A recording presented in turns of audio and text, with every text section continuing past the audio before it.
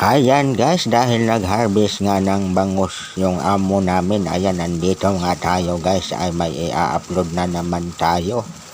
Ayan guys, no, ayan yung mga bangus guys ay nanginginig sa sobrang lamig. Akala ko tao lang yung nilalamig guys. Kahit ang bangus pala, kahit araw-araw silang naliligo, pag nilagay sa yelo ay talagang lalamigin din pala guys, no. Ngayon ko lang nalaman guys na nilalamig din pala ang bangus, no. Pero okay lang yan guys.